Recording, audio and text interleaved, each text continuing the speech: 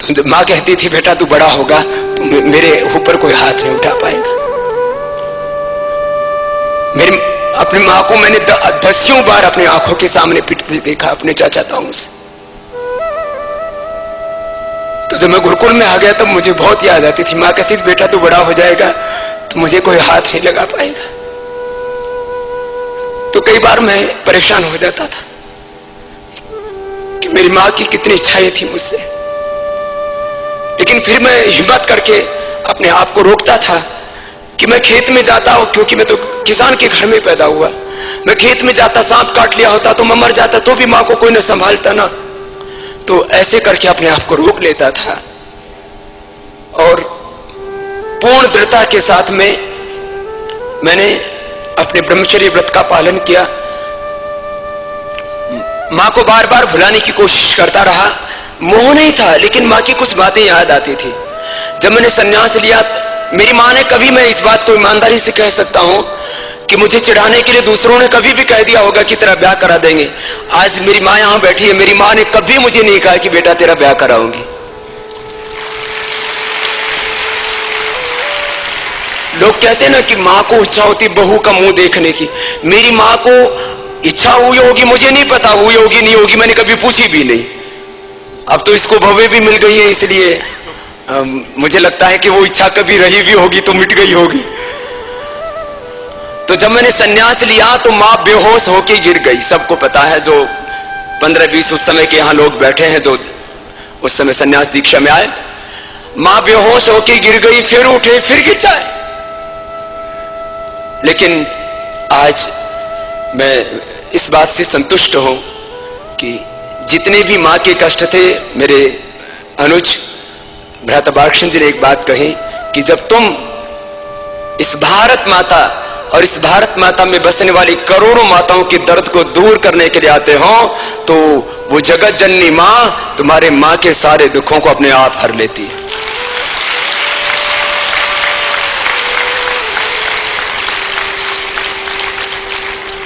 आज मां संतुष्ट है।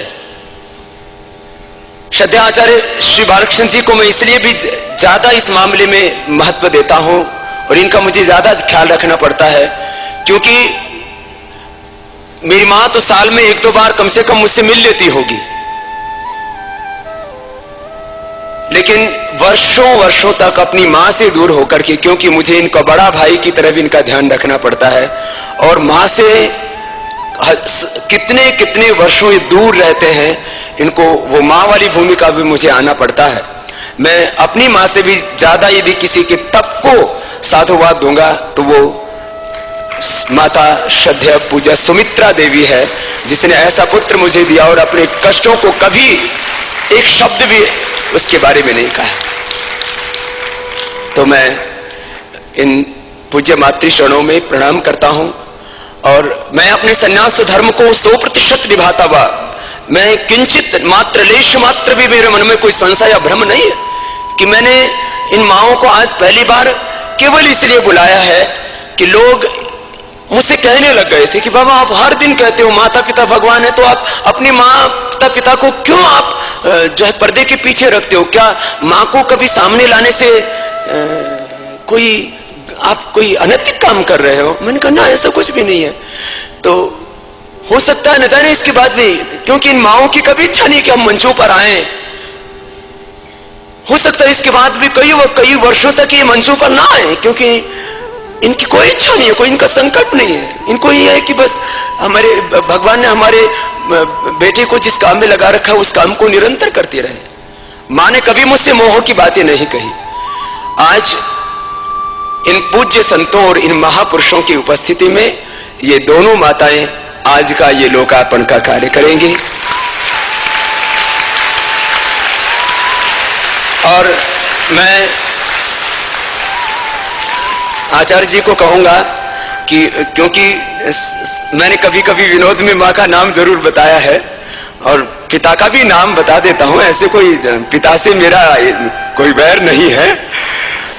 पिताजी कठोर जरूर है, वो अब आज वो यहाँ पर है उनकी कठोरता से मैं पहले तो असहमत था, लेकिन आज मैं पूरी दृढ़ता के साथ कह सकता हूं, यदि मेरे जीवन में नियम मर्यादा के प्रति जो कठोरता है वो पिता से आई है, और मेरे अंदर जो ममता और करुणा है, प्रेम है, वो अपनी मां से आया है। तो मुझे कोई शिकायत नहीं है पिताश्री से।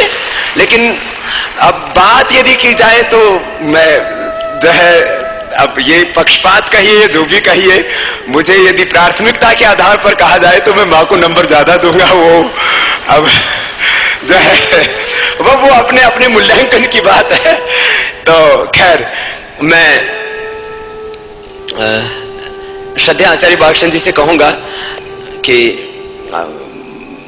मेरी जिस माँ ने मुझे जन्म दिया, क्योंकि माँ ना होती तो मैं ना होता इस धरती पर, और फिर कुछ भी ना होता। ये सारा सृजन, उसका यदि सारा श्रेय, मूल प्रमुख श्रेय, प्रथम श्रेय, यदि ये संपूर्ण सृजन और इस मुझसे जो कुछ भगवान करा रहा है, तो उसका प्रथम श्रेय माँ को जाता है। और वह आज माँ यहाँ है, और नाम भी क्योंकि पूज्य माता जी का गुलाब देवी है, तो गुलाब के फूल उन्हीं के प्रसाद के हैं। तो श्रद्धेय आचार्य श्री से कहूंगा कि पूज्य माता जी को, माता जी इधर आ जाओ तो आप सामने। माँ इधर उठ के आ।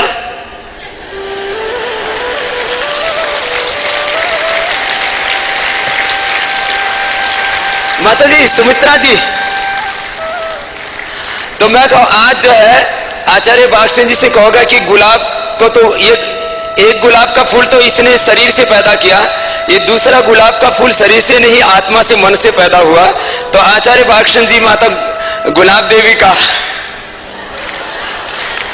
मां इधर आ, और पूज्य माता सुमित्रा जी का मैं अभिनंदन करता हूं।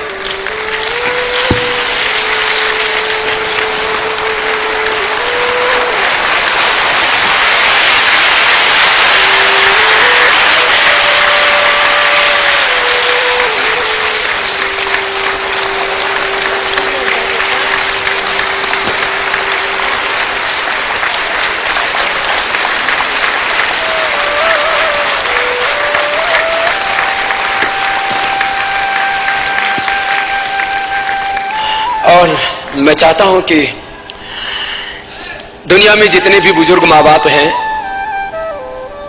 कोई भी बेटा अपने माँ बाप को घर से ना निकाले। मैं एक सन्यासी होकर के भी माँ का यदि सम्मान कर सकता हूं, तो आप तो गृहस्थ होकर के, मुझे लगता है जैसे आप अपने घर में भगवान की प्रतिमा के लिए एक कमरा जरूर रखते हैं, अपने माँ बाप के लिए कमरा जरूर रखना। उनको कभी